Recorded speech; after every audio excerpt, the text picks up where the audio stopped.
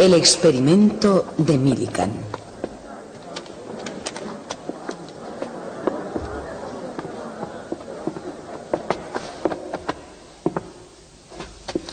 El tubo de rayos catódicos se inventó a mediados del siglo XIX y posteriormente se convirtió en el moderno tubo de televisión. Pero antes de que ocurriese esa catástrofe, sirvió para un fin útil. Me gustaría hablarles de ello. He aquí un tubo de rayos catódicos particularmente simple, que consiste en un tubo de cristal al vacío con dos electrodos en su interior. Y voy a establecer una diferencia de potencial de 20.000 voltios entre los dos electrodos. Pero primero apagaré la luz para que puedan ver lo que sucede. Muy bien. Lo que ustedes ven que sucede es que el interior se pone incandescente. Además, esta cruz de malta proyecta una sombra en el fondo. La cruz de malta es el electrodo positivo. Y deseo que ustedes se den cuenta de algo más. Yo puedo fácilmente mover la sombra moviendo simplemente una barra magnética. Así. ¿De acuerdo?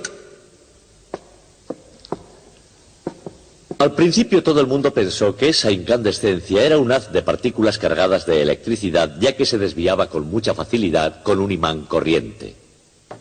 Pero para probar que eso era verdad, habría que desviarlo igualmente con un campo eléctrico, lo cual por alguna extraña razón no se conseguía.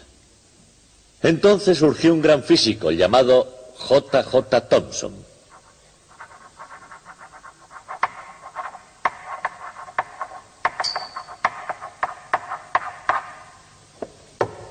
Thomson fue un brillante físico experimental y aunque parezca mentira era bastante desmañado. De él se dice que rompía todos los tubos de rayos catódicos que caían en sus manos. Aquí tenemos un duplicado de uno de los tubos de Thomson, que por ser de su propiedad también está roto.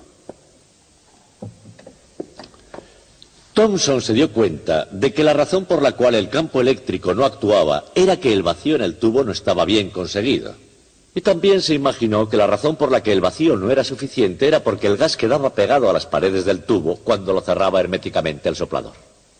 Thomson pensó que podría solucionar ese problema calentando el tubo en el momento de ser cerrado, y mantenía los tubos en un horno caliente mientras el soplador de vidrio los cerraba. Y el truco funcionó. Después de hacer eso, el campo eléctrico desviaba el haz. Y así pudo demostrar que el haz se componía de partículas cargadas eléctricamente, y que esas mismas partículas cargadas podían proceder de cualquier materia que fuera. Lo que Thomson consiguió fue la primera partición del átomo, demostrando que la última e indivisible partícula de la materia en realidad tenía otras partes interiores. De todas formas, la nueva partícula debió llamarse de algún modo que hiciera honor a Thomson, y aunque él quiso llamarla el corpúsculo, tal nombre no cuajó, porque ya había sido bautizada con otro nombre, el nombre de electrón.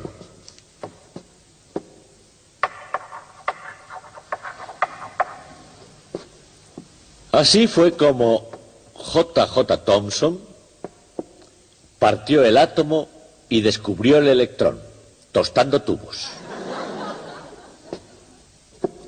El nuevo nombre de electrón dio origen a una tradición en física, llamar a las cosas con unidades individuales, con nombres terminados en on. Así, por ejemplo, la unidad individual de la luz se llama fotón, la del sonido se llamaría fonón, de la materia es un protón y tenemos neutrones, etc. De hecho, los sociólogos han descubierto recientemente que incluso las poblaciones humanas tienen unidades individuales, en inglés person.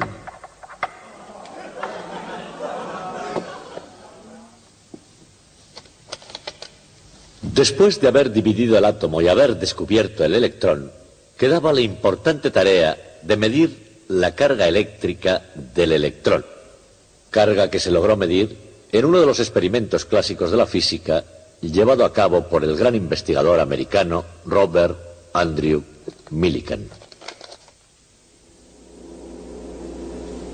Una pequeña cubeta de aceite, un sólido puchero de hierro, bastante energía, un toque de disciplina, un poco de creatividad y quizá un toque de genialidad. Esos eran los ingredientes esenciales en las recetas experimentales de los físicos. El científico Robert A. Millikan. El cometido: medir el valor de la carga eléctrica del electrón. Tiempo de preparación: casi medio siglo.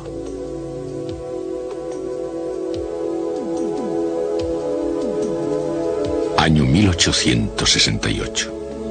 Fue el año en que una nación joven, todavía insegura después de la guerra civil, se reunificó interiormente con el ferrocarril transcontinental. Ese mismo año nació Robert A. Millikan, hijo de un predicador de Iowa. Se encaminó a través de las llanuras a Ohio para estudiar lenguas clásicas en el Oberlin College. Más tarde, al no haber allí vacante de latín ni de historia de la antigua Grecia, se hizo instructor de física elemental y demostró ser toda una promesa. La Universidad de Columbia le premió con una beca en física que un año después perdió, y esa falta de ayuda le hizo poner en duda, pero no renunciar, a su habilidad como científico. Se volvió al Medio Oeste, donde estudió bajo la dirección de Albert A. Michelson en la Universidad de Chicago. Michelson recibió el premio Nobel por desarrollar un extraordinario instrumento para medir distancias mediante interferencias de ondas luminosas. Millikan quería recibir algo más que una sesión de verano en Chicago. Él quería iniciar su carrera de física allí, y con el fin de visitó unas cuantas legendarias universidades y laboratorios del viejo continente.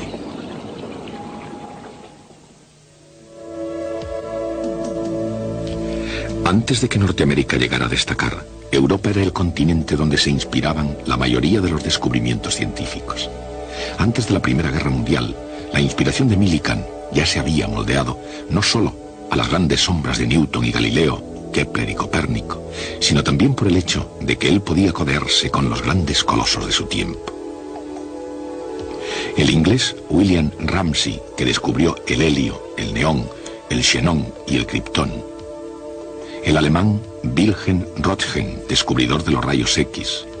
Guillermo Marconi y Karl Braun, que desarrollaron la telegrafía sin hilos. Como Leibniz y Newton con el cálculo, hicieron sus descubrimientos al mismo tiempo, pero ciertamente no trabajando juntos. Albert Einstein, Max Planck y Johannes Stark trabajaron intensamente en Alemania, pero la mayor y más directa influencia que Millikan recibió parece ser que fue de los ingleses J.J. Thomson y su discípulo H.A. Wilson de los laboratorios Cavendish. El electrón, los rayos X y la radiación. Tales descubrimientos convertían a la física en una excitante frontera, y Millikan estaba ansioso de cruzar su umbral. Todavía Millikan no era más que una persona cuidadosa en su trabajo. Tendría que pasar una década antes de que su nombre se diera a conocer en el mundo de la ciencia. Se encontraba en la Universidad de Chicago. Por aquella misma época, Marie Curie había recibido el Premio Nobel de Química y ya tenía otro de Física. Millikan comenzó a medir la carga eléctrica de un electrón. Los fundamentos ya habían sido establecidos por Thomson, que recibió el Premio Nobel en 1906 por sus investigaciones sobre cómo conducían los gases la electricidad. Este brillante caballero inglés había descubierto el electrón e inventado el método de la niebla para medir su carga. Esta cámara se había inventado para estudiar las nubes de la atmósfera, pero en manos de Thomson y de su colega H.A. Wilson sirvió para algo más que para su primitivo objetivo. Una súbita expansión de aire saturado con vapor de agua forma nubes. Si hay partículas de polvo en las que condensarse, ese vapor sobresaturado también se condensaría sobre iones, que son partículas cargadas de electricidad creadas por un tubo de rayos X. Cada gota de agua tendría la carga eléctrica de un electrón. Y siendo esto así, Thomson y Wilson consiguieron determinar la carga media en una gotita. El método de la cámara de niebla era muy difícil. Los experimentos que se requerían para medir la velocidad de caída de la nube en un campo eléctrico se veían sujetos a innumerables incertidumbres. No obstante, lograron finalmente una estimación de la carga del electrón que era correcta en su orden de magnitud. Para un hombre como Millikan, aquello era una puerta abierta para su particular talento. Medidas precisas de las magnitudes físicas más fundamentales.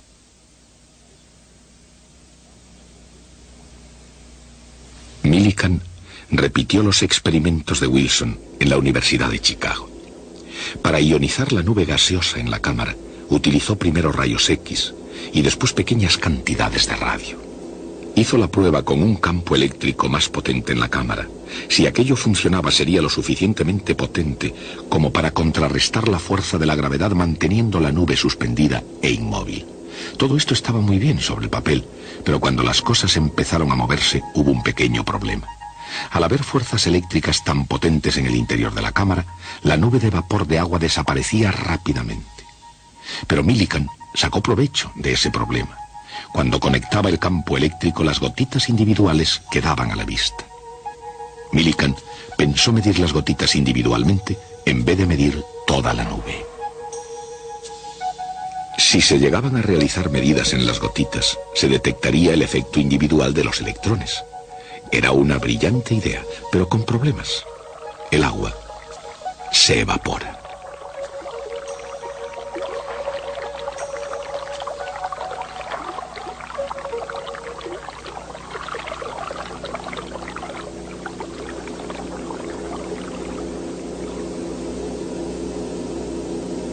Millikan pensó, y en vez de gotas de agua, ¿por qué no utilizar gotas de aceite?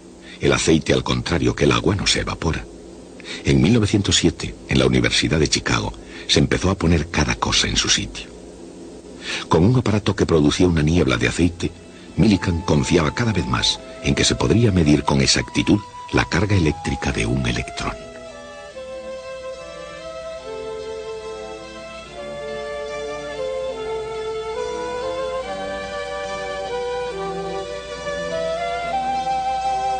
Dirigido por Millikan, Harvey Fletcher, estudiante graduado de la Universidad de Brigham Young, sugirió un atomizador. El primer aparato de Fletcher para el experimento con la gota de aceite fue, como la idea original de Millikan, un aparato sencillo, potente y en todo caso brillante. Era una combinación que empezó a funcionar.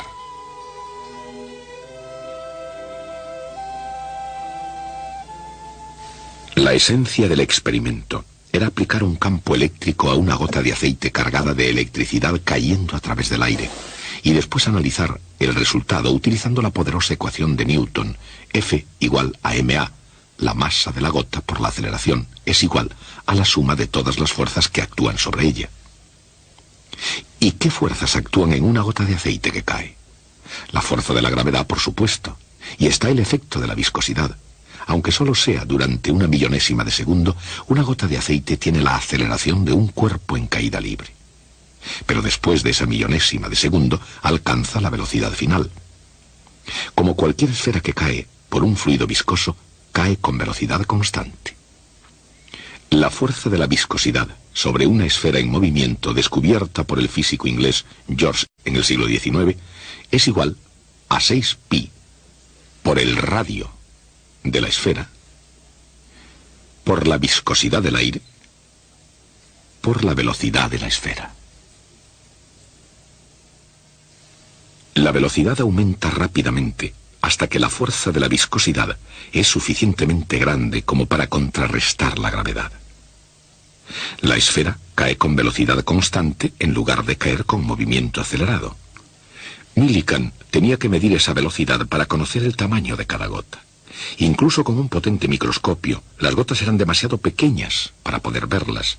Lo que Millikan veía parecía como una estrella en la noche, un puntito de luz del que no podía llegar a percibir su forma esférica.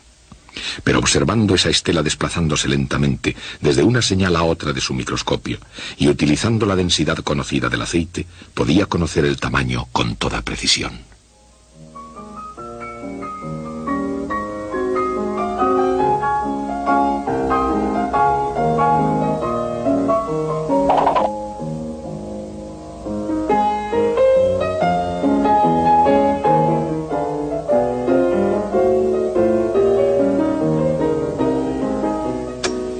conectaría el campo eléctrico y crearía una fuerza eléctrica de valor igual al campo eléctrico multiplicado por la carga de la gota.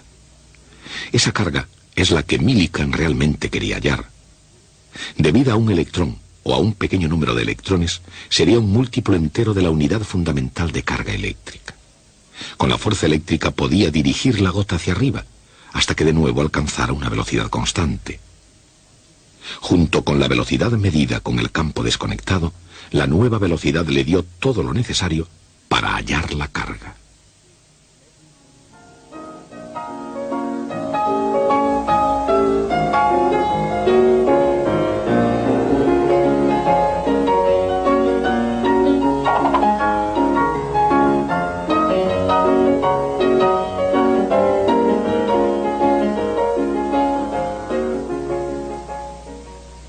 El experimento se había diseñado con el más exquisito cuidado, un sello de calidad en la obra de Millikan. Con el fin de reducir la turbulencia, se diseñó una pesada olla de hierro que albergara y protegiera las placas paralelas, entre las que se movería la gota de aceite. El aire era filtrado por entre lana de vidrio antes de entrar en el atomizador, diseñado para producir la más fina niebla de gotitas de aceite dentro de la cámara.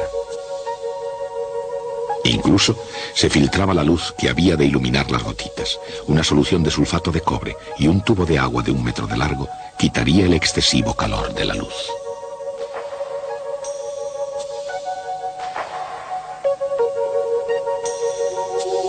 Una vez llegado el momento, Millikan comprobó que nada entorpecería su experimento.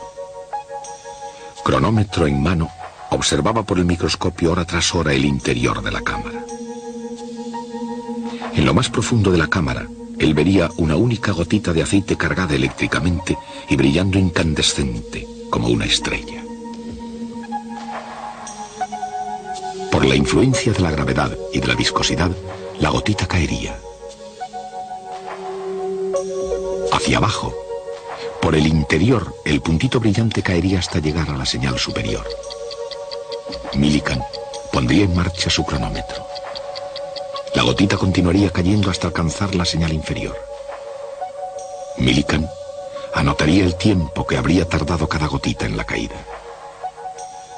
Después, conectaría el campo eléctrico, convirtiendo así la gotita de aceite en una estrella ascendente. Al llegar a la señal inferior, pondría de nuevo en marcha su cronómetro hasta que la gota en ascenso cruzara la señal superior. Una y otra vez, Millikan iba apuntando el tiempo que una gota necesitaba para ascender y para caer. A veces observando una simple gotita durante horas y horas, iba tomando, registrando y analizando cientos de medidas para dar la medida más precisa hasta el momento de la unidad fundamental de carga eléctrica.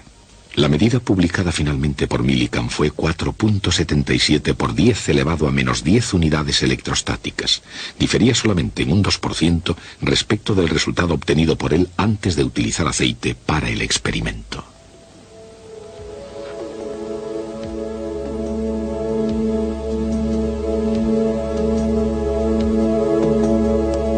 Los puntos fuertes de Robert Millikan eran la precisión, una especial habilidad para detectar y eliminar cualquier error, y con una extraordinaria diligencia y creatividad mejorar las herramientas que ya existían.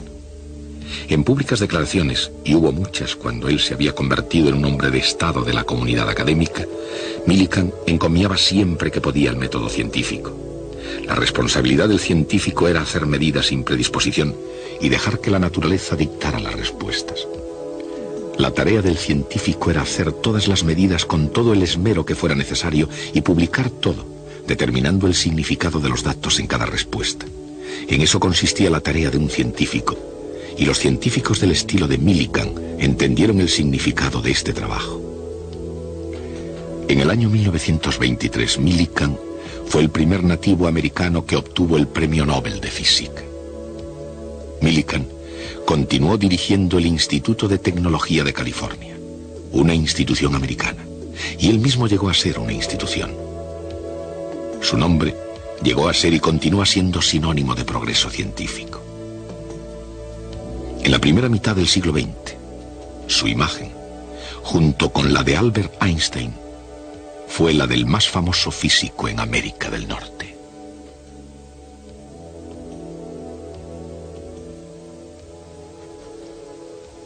Me gustaría también mostrarles cómo fue más o menos ese experimento. Hay algo en lo que quiero que se fijen ustedes en particular, en esa lata. Si les parece familiar es porque es la misma que tenemos aquí, en el extremo de la mesa. La misma en la que Millikan realizó su experimento. Y sigue funcionando después de tantos años. Y ahora quisiera mostrarles algo verdaderamente extraordinario. Cuando Millikan hizo este experimento, reunió todos sus resultados para que mediante su publicación en una revista científica todo el mundo pudiera verlo. Pero antes de hacerlo, Millikan necesitaba un lugar para escribir los resultados de su experimento a medida que lo realizaba en su laboratorio. Se trata de un libro de notas. No pensaba que otra persona leyera aquellas anotaciones. Escribía solamente para él.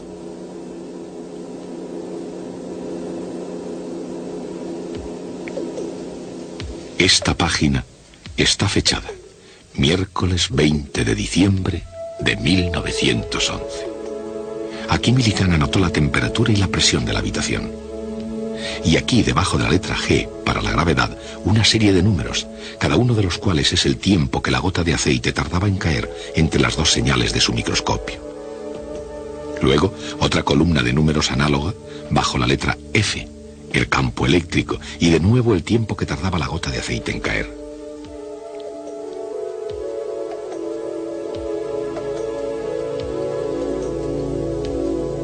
A partir de esos tiempos, calculó las velocidades v1, v2, v3, etc. Y utilizando esas velocidades halla el logaritmo de v1 más v2, y así puede sumarlo a 1/2 del logaritmo de v1. Y aquí finalmente Millikan alcanza su resultado. Y entonces escribe, este es casi exactamente correcto. Pero, ¿cómo puede decir eso? Se supone que está midiendo una constante fundamental de la naturaleza cuyo valor él no conoce por adelantado. ¿Por qué dice, este es correcto? En otra página escribe, belleza. Y en otra, belleza, publicar. Y en otra, muy bajo, algo está mal. Y luego hace una anotación que es toda una revelación. Distancia no segura, 1.273. Ahí está. Cuando obtiene un resultado que no le satisface, no lo desecha, porque eso sería un fraude.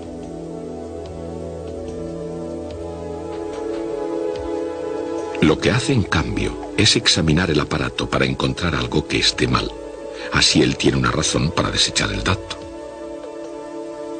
Desde luego, cuando obtiene un dato que le satisface, él no examina el aparato con tanto cuidado para descubrir qué es lo que iba bien.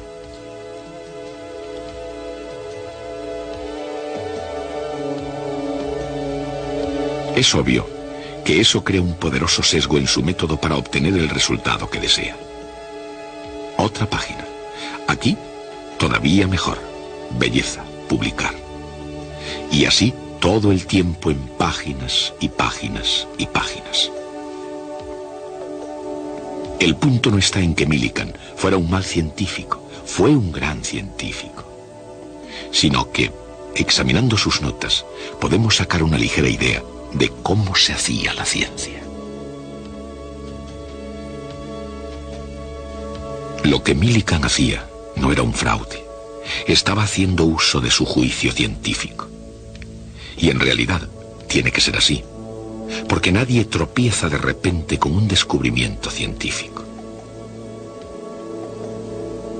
Todos los descubrimientos se hacen durante un experimento que ha sido exquisitamente diseñado para dar los resultados que el científico espera obtener. Y el científico sabe que muy posiblemente la fama y otros honores le estarán esperando si consigue hacer un gran descubrimiento. Entonces, ¿qué impide que alguien haga un descubrimiento que no sea auténtico? La respuesta es que el experimento se puede repetir en alguna otra parte y por alguna otra persona que vea si es correcto. Con frecuencia se dice que el inmenso éxito de algunos proyectos científicos se debió a algo llamado método científico, y que una parte clave de ese método es la recogida de los datos científicos de forma desapasionada y sin prejuicios. Y que si otros campos fueran capaces de imitar ese mágico método científico, tendrían exactamente ese mismo éxito. Pero de hecho, ese no es el caso, porque la pasión y los prejuicios nunca están lejos del proceso científico. La salvaguarda no reside en que haya científicos desinteresados, sino en el hecho de que todos los científicos, en el fondo de su ser, creen que sus experimentos pueden ser repetidos. Ese credo es el dogma principal de la fe de todos los científicos. Y yo tengo fe en estar aquí de nuevo el próximo día. Hasta hoy, el experimento de la gota de aceite de Robert A. Millikan descuella como una de las mediciones clásicas en la historia de la física.